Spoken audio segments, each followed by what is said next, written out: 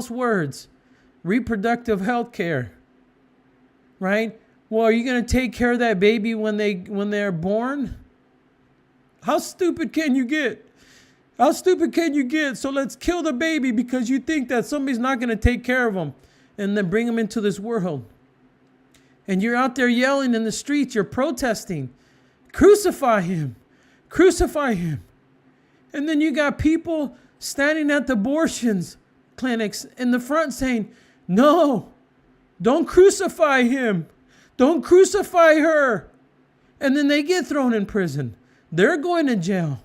Grandmas and grandpas and men and women that have a backbone, that won't bend the knee, that won't compromise and say, no, save the babies. Save the babies. And then they get all more mad. They get more insistent. No, crucify that baby. Crucify that baby. Crucify that baby. Rip that baby apart. Rip that baby apart. Crucify that baby. Crucify that baby. They get all more insistent. And they're out of their mind. They're yelling, crucify that baby. Crucify that baby. That woman was raped and she had a baby, so crucify the baby. Crucify the baby. Crucify the baby. Crucify the baby. Crucify him. No. No. No. No. No. No. No. No. You don't bend the knee. You don't compromise. That's God's child. God knows that baby. God knows what happened to that mother. God knows the promiscuous or whatever situation that caused that baby to come forth, to be born, for that seed to fertilize that egg. And that's a baby. That's a baby. The minute that sperm hits that egg, it's a baby. It's a baby. It's a baby. You guys won't say that about an eagle's egg. You make laws and you say, no, don't crucify the eagle's egg. Don't you even step on it.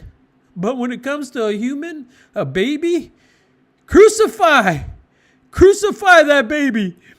And then you get more mad and you don't realize what you're doing. They beat Jesus. They put scars on him.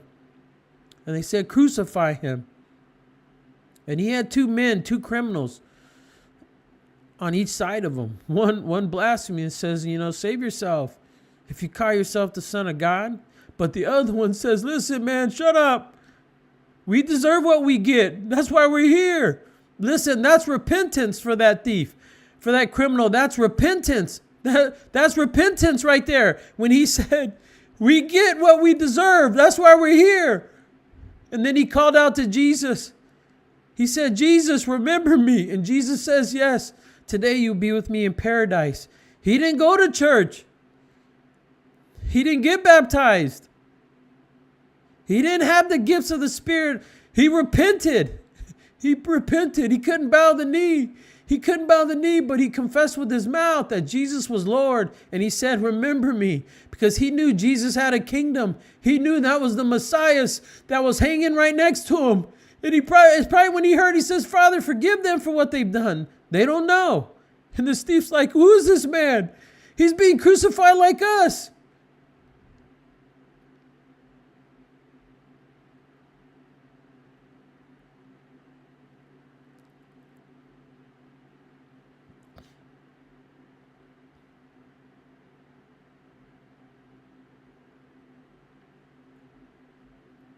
Is your heart crying out, crucify the babies? Is that what your heart's crying out? Is that what's coming out of your mouth? Is that what you're fighting for? Is that what you're voting for? Is that what you're putting your mark, your signature on? You show your ID or not show your ID and says, yeah, I want to further this cause. Crucify them. Crucify them. It's healthcare. Crucify them. It's the woman's right.